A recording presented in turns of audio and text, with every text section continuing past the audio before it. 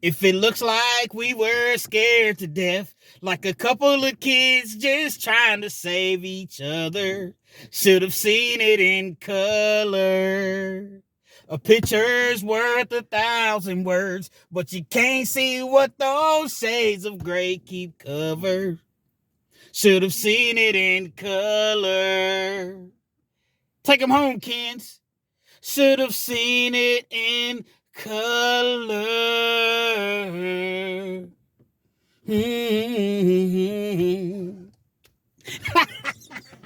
Yo, once again, this song back at you one more again, Real Kids TV in the house like kitchen sinks.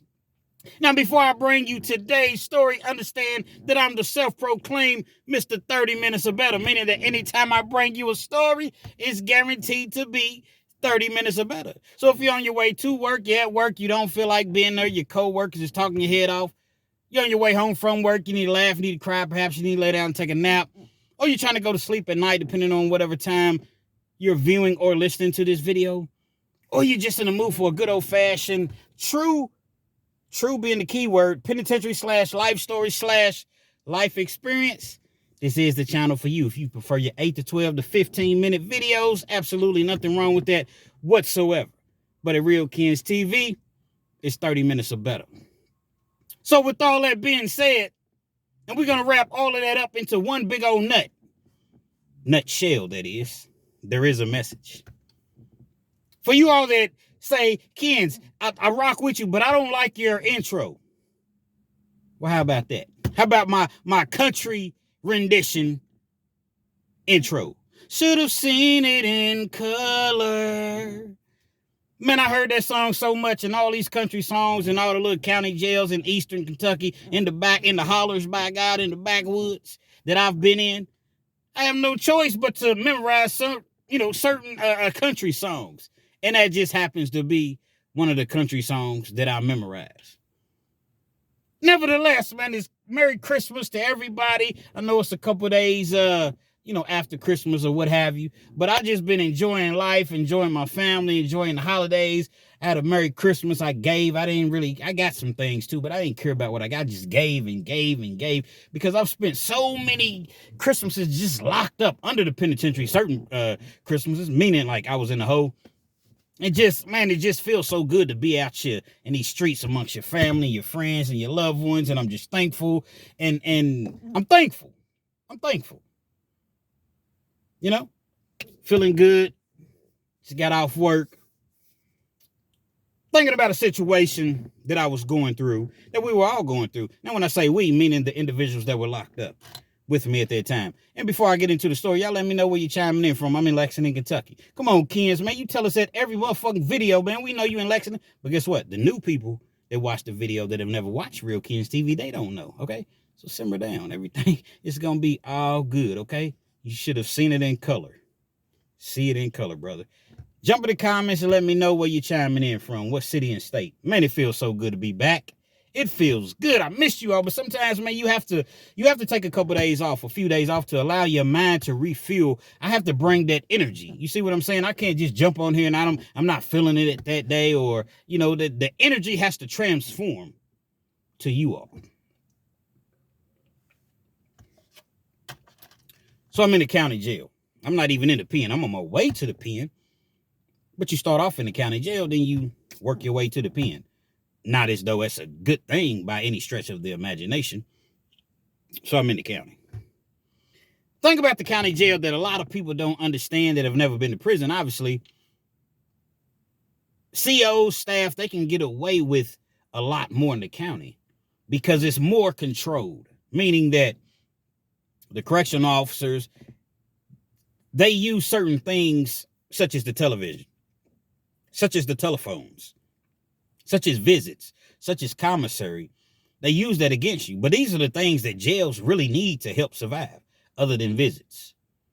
And really, they need the visits to a certain degree because now a lot of visits are through the tablets. They give you these tablets, and when you want to go on a visit with your family, you have to pay money. Everything is about money in jail. Jail is a business, a multi-billion-dollar business, locking people up from the police, the detectives, another form of police, the prosecutors, the judge, they're all on the same payroll.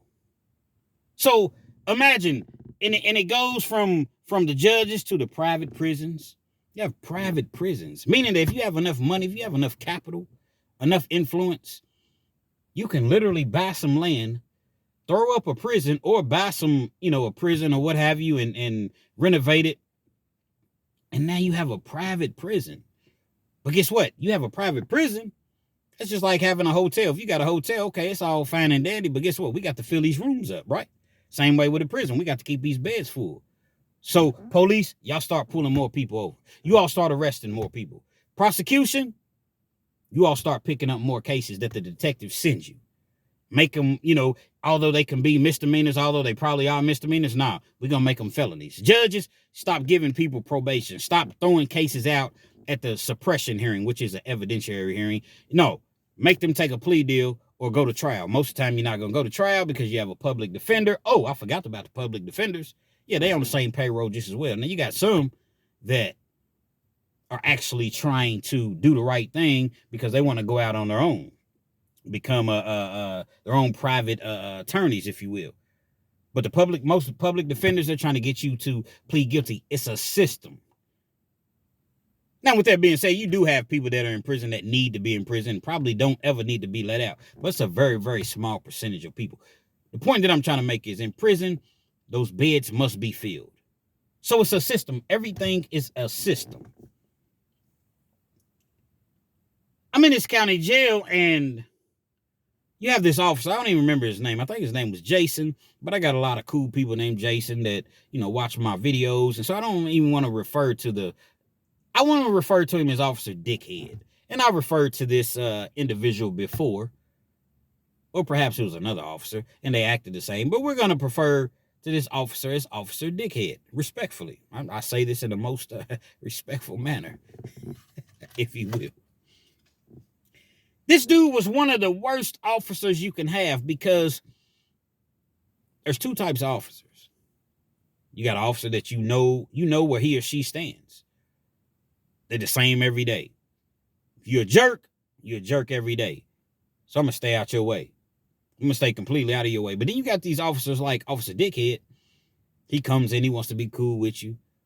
Hey, man, did you see the game last night, man? Man, it was a good game. That Labor, the guy was good, man. He could jump out. Who's Labor? That Labor that plays for the Miami Heat. This, back then. Oh, you talking about LeBron? Yeah, LeBron, man, LeBron. Yeah. Man, that guy, man, he had an awesome jump shot. That man can jump out of the gym. He's one of those type dudes that don't really know anything, but he comes in, he's trying to be cool. And then the next day, the same dude, or the next couple of days, he come in, he gonna write you up because you don't have your ID on or something very, very basic in prison. Your bed's not made up to the standards of the prison. He gonna write you up. So he's one of them flip-flop type of, he's a prima donna. That's what I like to respectfully refer to him as. It's right around Christmas time, a few days before Christmas. He's mad. I guess he's mad. I don't know if he's mad of what's going on in his home life or his lack of his home life, because he don't look like he had no women. I'm looking at him, and I'm like, man, dude look kind of, I don't know. It's somebody for everybody. So I don't want to be judgmental. So I take that back. But nevertheless, he definitely has some things on his mind. We up in the dorm kicking it. It's not even a dorm, it's a bay, it's a pod. A pod means it's just where you live at in prison. 10 to 12 people in our pod. Everything's glass, see-through, so, you can see through the pod. It's like 2 o'clock in the morning. We kicking it. Well, actually, we were kicking it prior to that. At 2 o'clock in the morning, the majority of the people in the pod were asleep. Or at least in their bunks, laying down or whatever. They never turn the lights all the way off in prison or in jail. So although they turn the lights down, they dim the lights. Dim the lights. Turn out the candle. It looks like one of those type scenes to where there's a candle lit. You know how that candle is dark, but you light a candle? That's kind of how it is at this particular jail that I was in anyway, once you turn the lights off. We chilling. There's a couple people up. You hear them. They in the bathroom or whatever. In the bathroom getting their smoke on. See, in the county jail, what you do is you go in the shower, you let the water run, let the water get, steaming hot, and you go in there and you smoke. I don't smoke, so supposedly it takes away the smoke and the smell. I don't know. But they're in there and they're smoking. Officer Dickhead, he senses something. Now, we're in the upstairs. There's 4 bays upstairs. A, B, well, actually, you got A, B, C, and D are downstairs. Mind you, it's 10 to 12 people in each one. And you can see in each bay. Then it's E, F, G, and H upstairs. I guess Officer Dickhead senses something. Prior to him sensing something, though, he comes and does his walkthrough every so often, 20, 30 minutes. Officer has to walk through the cell, make sure everybody's breathing, make sure everything is everything. Then he walks off, goes to the next cell. He walks through, nothing said. Goes back downstairs, gets in his chair. He's in the guard station's kind of like in the middle of the entire bay, in the middle of the entire dorm, rather. So you can see him, he can see you. Okay, he's back in the bay. He's the only one in the he's the only one, I keep saying bay, he's the only one in the dorm at that time. Got 1 officer per dorm. Okay, he's back in his guard's tower. They go back in the bathroom, they smoking. It's 2 of them that's smoking. The rest of us, none of us are smoking whatsoever. All of a sudden, you see the lights turn on. When you see the lights turn on, you know something is going on. The lights turn on in the middle of the night, they come to do a shakedown 9 times out of 10. Lights turn on, they walk up the stairs. Walk into the dorm. What's up, fellas? I smell smoke. I know somebody's smoking in here. So I'm going to give y'all 5 minutes, unless you want to do it right now, to give me the cigarette, give me the lighter. Otherwise, the whole bay is going on lockdown. 14 days. No TV, no phone, no visits, no games. When I say games, they give you like the cards, or you can get Monopoly games, the board games. No privileges, no commissary, no nothing. Give y'all 5 minutes. Matter of fact, I'm gonna give you 10. Whoever the guilty party is, come on downstairs. He leaves out of the bay, goes downstairs into his guard tower. He's feeling real good about himself. Really good about himself. The 2 individuals that were smoking, they didn't even go down and say, hey, man, it was me, man. Nobody said anything. As a result, guess what happens? 14-day lockdown. During Christmas time, man. No visits, no phone calls, no nothing. All because these 2 goofballs was in there smoking. And they didn't want to step forward and say, hey, I was the one that did it. They didn't say anything. One of the dudes, man, we jumped on him, man. You gonna get our visits taken, man? Next thing you know, about an hour later, he goes downstairs. Hey, man, it was me, man. I was in the bathroom smoking. Let's rewind that. That's my manual rewind, because I totally told that wrong. It was a long time ago. I totally told that story wrong, or that part of the story, if you will. The individual that was in there smoking didn't want to go and admit to his wrongdoings. It was another dude that went downstairs and was like, hey, man, it was me smoking, man. He was about to get out in like 6 or 7 days. Worst case scenario, y'all just send him, because we was like in a trustee pod, y'all just send him to GP or to the hole or wherever you send him. He got 6 or 7 days, then he's gone home. I don't even know if it was 6 or 7 days. So he goes downstairs on his own, was like, man, it was me smoking. Officer Dickhead wasn't buying it. Nah, it wasn't you. I know they put you up to it. Nah, man, it was me smoking, man. You know what I'm saying? I don't want everybody to lose their privileges, they wreck. It's Christmas time or whatever. It was me, man. It was me. That's who me, man. Officer Dickhead wasn't buying it. So as a result, we lost all of our privileges for Christmas. Now, we ended up getting like visits back and phone calls, but we had no TV, no board games, no commissary, none of that. And this is the type of individual that this officer was, man. Then he'll come in like when you get off lockdown, like nothing ever happened. Hey, what's up, fellas, man? How y'all doing, man? Make you just want to just really do something to this individual. So much to where somebody did do something to him. As I mentioned, we have these tablets. In the county jail, it's like this is a tablet. Y'all know what a tablet is, but I'm just trying to paint a picture for you all, as I typically do. Well, on the tablets, everybody has you get on there, you create an account. You can listen to music. You like Pandora, iHeartRadio, things of that nature. You can listen to music. You can play games. There's certain internet you can't get on the internet, but there's certain things that you can, like they have apps on there that you can listen to, and you can talk on the phone. You can literally just plug your headphones in and talk on the phone, and they do video visits. Now they're gonna charge you about $15 for a video visit to where you can see your people. So you got these tablets, right? At the end of the night, you have to turn your tablet in because there's a charging station. In the cell, there's no plugs.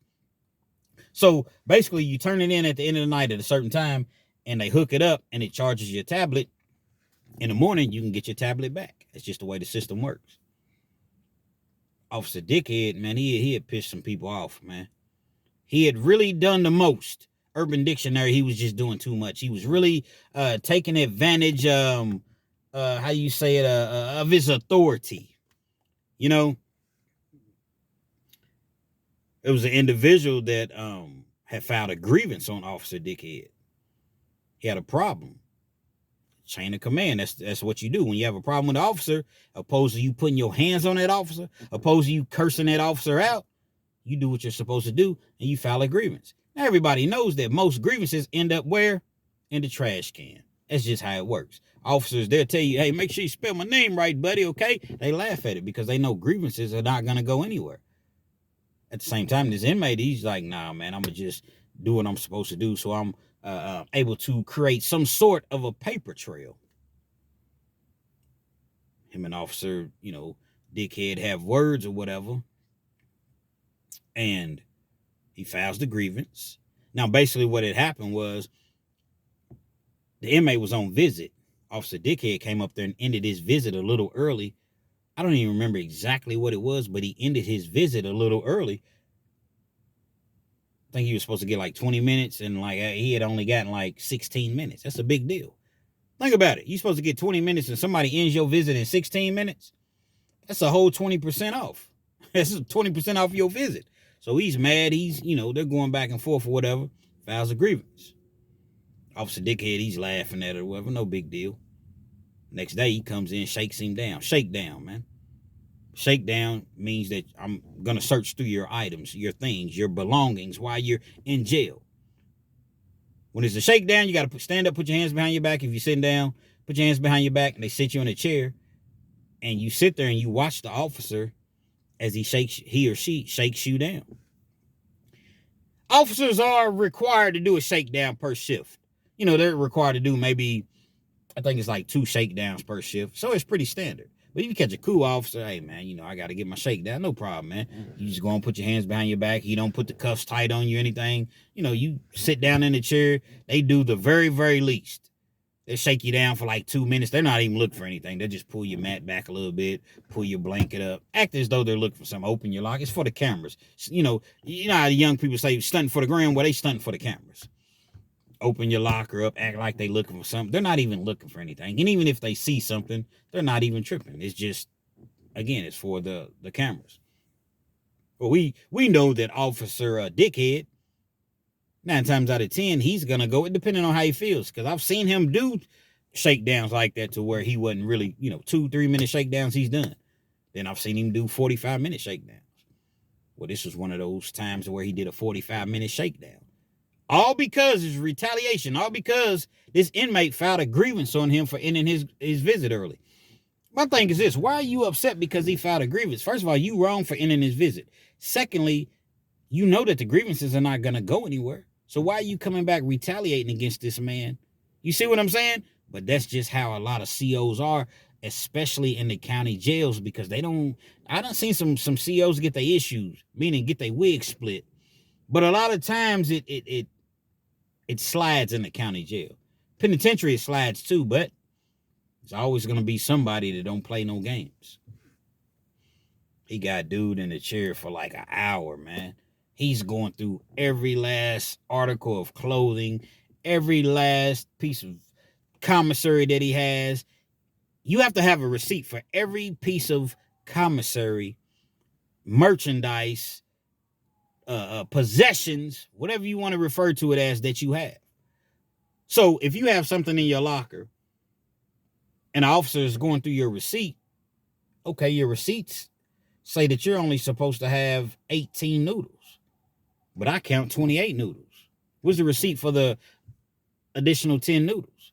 Perhaps you lost your receipt. Maybe you want them gambling. Maybe you want them hustling. They don't feed you nothing in jail, so you got to hustle. You got dudes that wash clothes.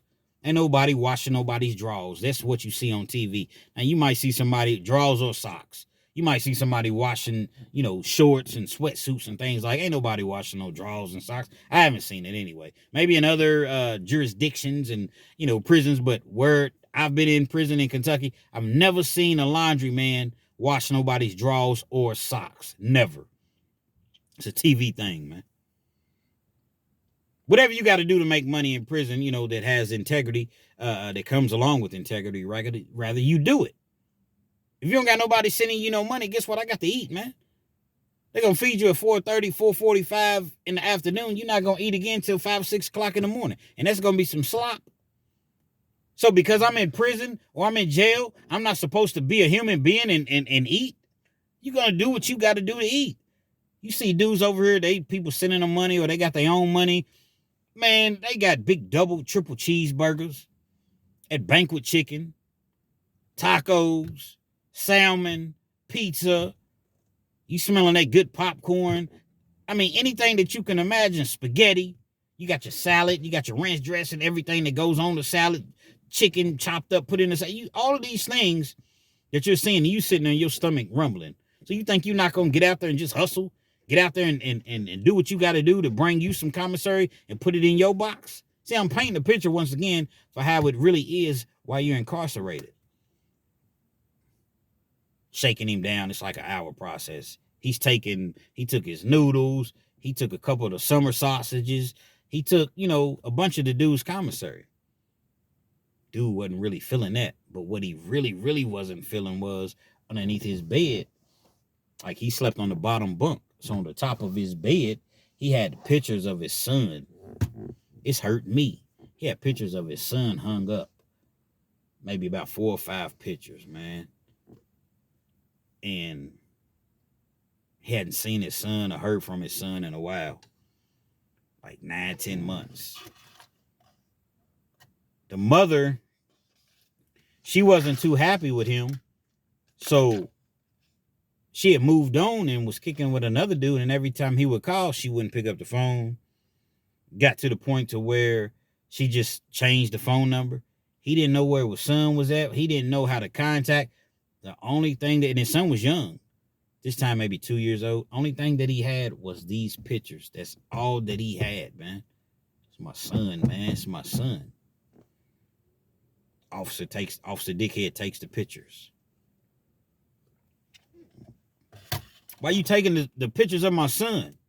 It's the only pictures I got of my son. Why are you taking the pictures of my son, Officer Dickhead? Now, obviously, he didn't refer to him as Officer Dickhead, but that's what we're going to refer to him as. This is contraband. You cannot have these pictures hung up on your bunk like this. Okay, that's cool, man. Just give them to me, and I won't put them up there. I'll take them down.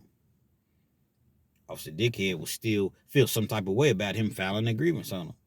So I'm not going to give you these pictures back. Now you show me that these pictures really, really mean something to you, which, one would already assume that in the first place. But by you saying that, you really stressing it, man. Come on, man. These are my pictures, man. Hold on, man. Let's talk about this, man. Hold on. These are my pictures, man. You can take anything else, but give me my pictures. He takes the pictures. So he takes the pictures. He has everything that he's going to confiscate, lets him out of the cuffs. He goes back into his office. The inmate says, okay. He asks to speak to the captain. He goes and talks to the captain or whatever. Actually, I think he ended up speaking with the lieutenant. This guy has it in for me. He's mad because I filed a grievance. All of a sudden, now he's shaking me down. He took my pictures. These are the only pictures that I have of my son, man. Please, could you get my pictures back? Please, could you get my pictures back? They all work with each other. My officers, whatever my officer says goes. Sometimes you run across a cool, captain if you're able to get to the captain or a lieutenant. But 9 times out of 10, they're going to be jerks. We're going to leave this up to the officer. This is the discretion of the officer. the discretion of the officer, this guy clearly hates me. I'm just asking for my pictures back. Well, Rule CPC and CPP and whatever they rules are that they have, the handbook says that technically it's contraband if you have anything hanging. Okay, I get that, but people do it all the time. There's a lot of rules and there's a lot of things that technically we're not supposed to be doing. I just need my pictures back, please, sir. These are the only pictures that I have of my son. I have no other memories of him. You know, my baby's mom, that's what my baby's mom, she done ran off. She's with another man, assumingly, and she won't pick up my calls. Matter of fact, the phone is disconnected. She's not coming to see me. I just need these pictures of my son. He was a young man. He's still young, but he was really, really young when I first came into jail. Please, can I get my pictures back? I won't put them back up. Once again, no heart, no soul, no,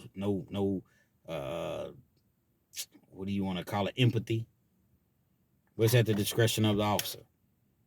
Next day, hey, Officer Jason, listen, man, I understand, you know, that I wasn't supposed to have these pictures, but anyway, you could, please, I'm begging you, could I please get my pictures back of my son, man? I haven't seen my son. I haven't been able to talk to him. He's young anyway, so I can't really understand him, but please, can I please get those pictures back? I'll think about it. I guess he called Officer Dickhead on one of his days where he was on his cycle, respectfully. I'll think about it. Cool, man. Dude walks out of the office. 3 or 4 days passes, he ain't heard anything. He decides, I'm gonna say something to him, you know, ask him about these pictures. 3 or 4 days passes, well, it ended up being an additional couple days because Officer Dickhead wasn't working at dorms. See, they rotate dorms. So you may work a dorm for 2 or 3 days straight, and then you may not be back in there for a week, 2 weeks, sometimes just a couple days. Maybe you're off work or whatever the case may be. It was a couple days. Officer Dickhead finally works.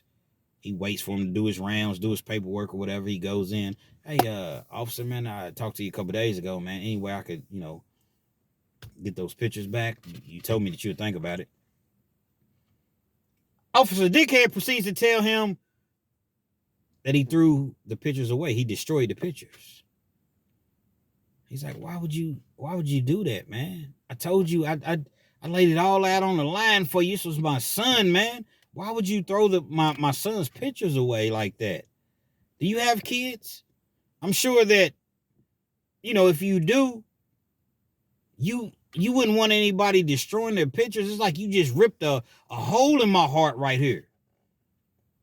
You aren't supposed to have them, and I have to go by the handbook, and the handbook says this, and it's at my discretion, so I destroyed the pictures, and you need to remove yourself from my office.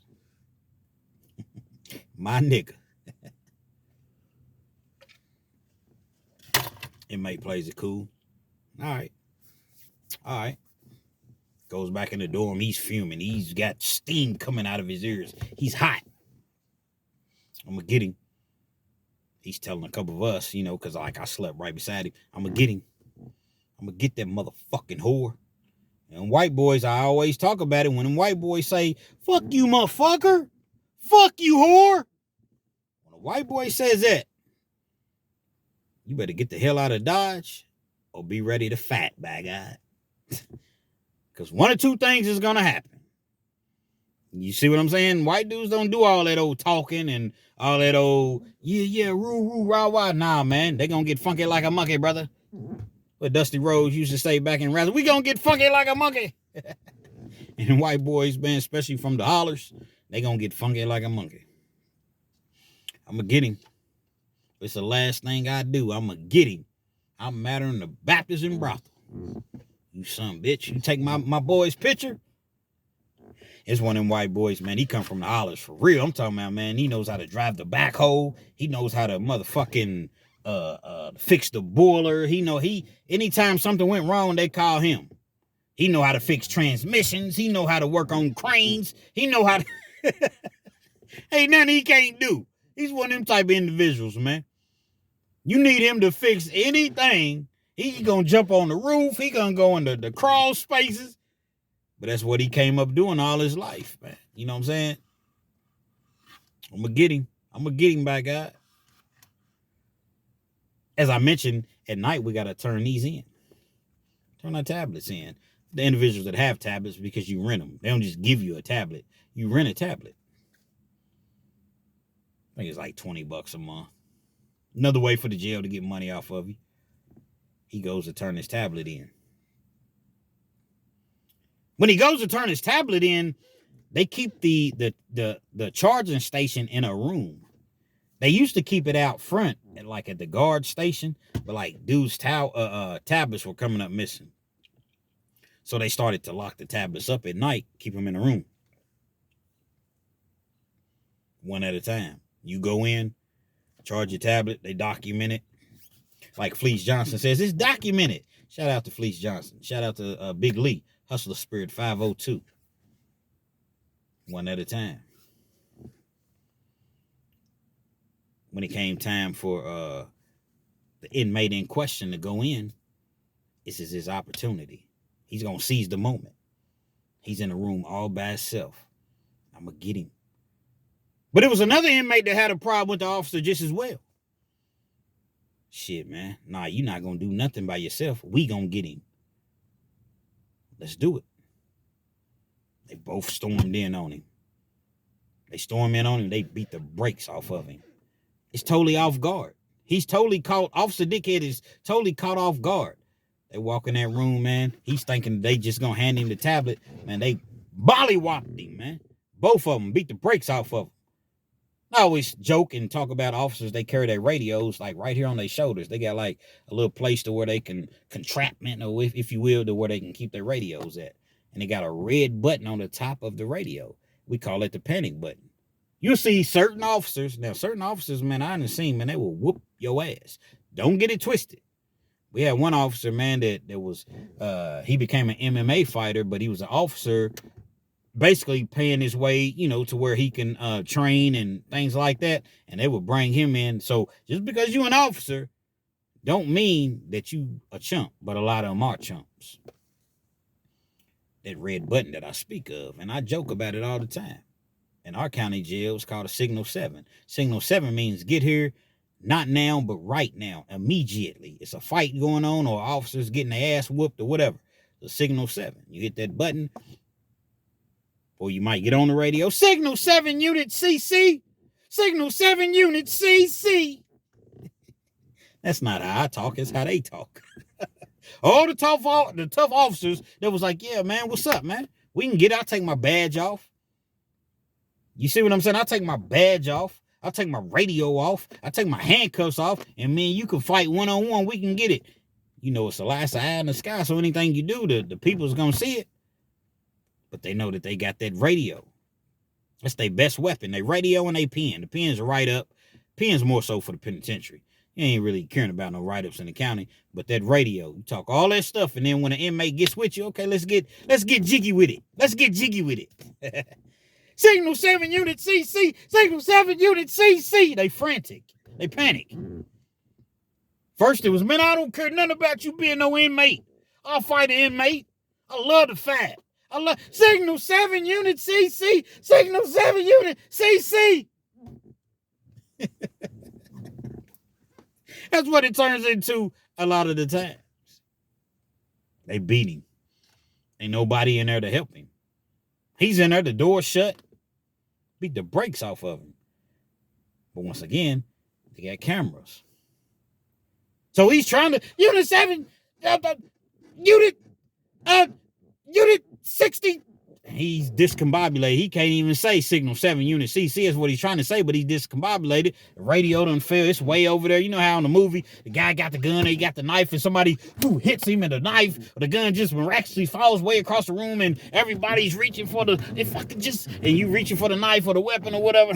That's how it was. The radio was way over there. So he's screaming, but the cameras catch it. If it wasn't for the cameras, man, no telling what they would have. They beat him bad. People seen it on the cameras. They run in about 8, 9, 10 deep. They get the inmates off of him or whatever. And they end up pressing outside charges on both inmates.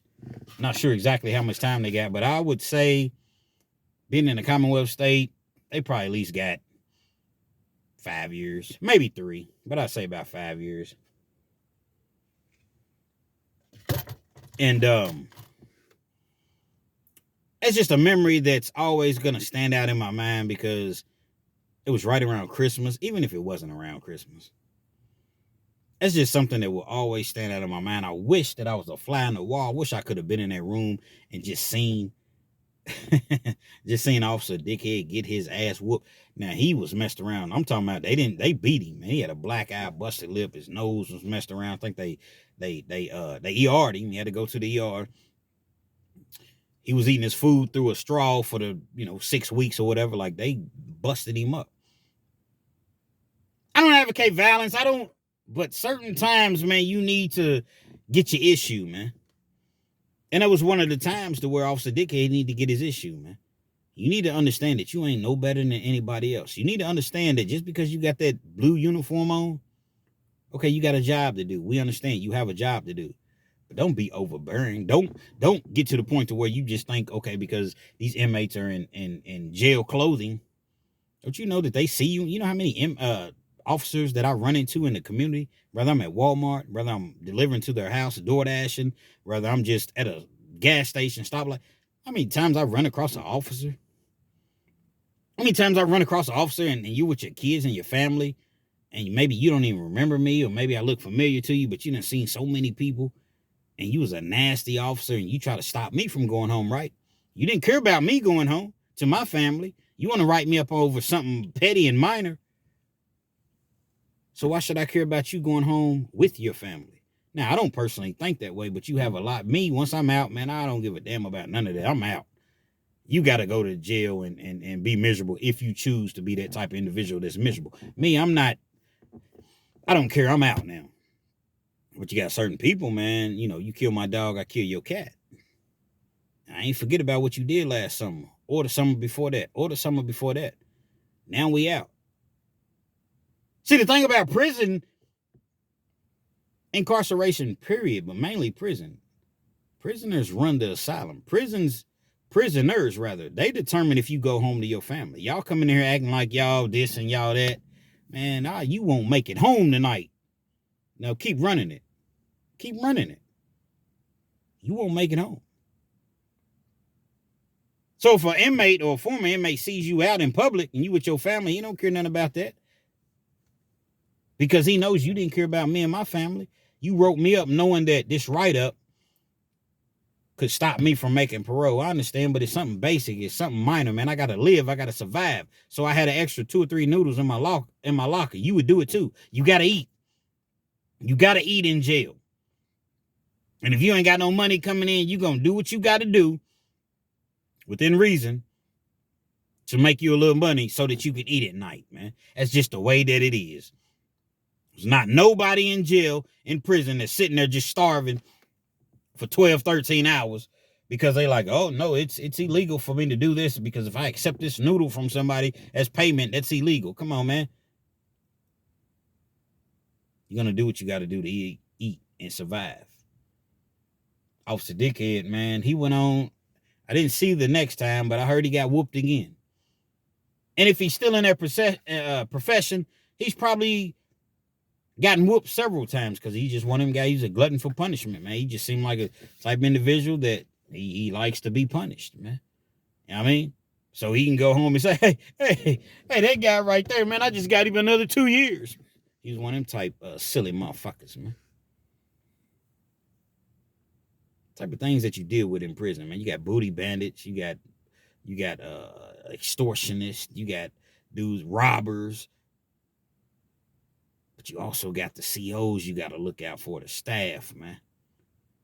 Because they'll get you quicker than anybody else, man. Real Kens TV. Hopefully you like the video. Feel free to comment. Definitely share. Subscribe to the channel if you're not already subscribed. Be sure to hit that post notification. So anytime I bring you this action and this heat, that heat that Officer Dickhead was getting beat down with, you're amongst the first to receive. People's been saying, hey, Real Kens, man, you dropping your videos and I'm not getting the notifications. I'm signed up for my notifications, but I'm not getting them. Man, just check the channel every single day. Typically, I drop every day. Like I said, last few days, I haven't really been dropping, but I don't know what's going on. I don't know if I'm shadow banned. I don't know, but we're not gonna let that stop anything, man. Just check the channel. I drop on a regular basis. Just check the channel every day, and just know that Real Kens is bringing heat for that ass. Shout out to all the truck drivers, man. Shout out to all the that's dropping them loads and big old loads. Cause I know y'all had some big loads for the holidays, man. Infinite pause. I'm not even gonna do the regular pause, double, triple, the quadruple pause. We're gonna do infinite pause. Shout out to the Amazon workers. Shout out to, I don't know, the postal workers, the healthcare workers, Uber Eats, Uber, DoorDash, Instacart, the cab drivers, man. You working them 16-hour shifts, 8-hour shifts, 4-hour shifts, whatever, the janitors, the cooks, you flipping burgers, you know, working the fry station, whatever you doing, just be the best that you can be. And if you don't like your position that you're in at that particular moment, just understand that, guess what? This is only for the moment, man. Stairs, not elevators. Stairs, not elevators, man. And you will evolve eventually and get something better, man. Shout out to all the people, man, that just doing whatever they got to do, doing whatever you all have to do to make ends meet, man. Real Kens TV, happy holidays. I love y'all. Thanks for the support. Thank you to everybody that send the super chats, that send the cash apps. My dog Corey, he's a supporter of the channel. Thank you, bro. I appreciate you, man. For the cash apps. Just everybody else, man, that just the overwhelming love and support that I get, man. My dog James, he hits me up on a regular. Hey Kens, how you doing, man? You okay, man? Jason V, Nate G, I think 219. I think it's 219. He's a prison channel. Dante from the Dante Show Network, Hustle Spirit 502. All these people that I rock with, man, that genuinely got love for me, man. Genuine love. Oh, my girl, the enforcer. How could I forget her? Pat Watson, I appreciate you. Miss Deborah from Chicago. I don't know, Mesmerize, Christopher from South Carolina, man. And it's just off the top of my head. It's just some of the people that I'm like, man, it's so many. It's so many. I'm thankful. Trap Talk Blue. Y'all go check out that Trap Talk Blue, man. He's out of Detroit, Michigan. He's raw. He's raw. But he speaks the truth, man. Trap Talk Blue. I appreciate you, man. Jay Williams, we did a happy holiday text message. We ain't talk, but hey, brother, happy holiday. Merry Christmas, you and your family. We gonna chop it up soon. Man, I'm thankful. Everybody, man. Real Kens TV, man.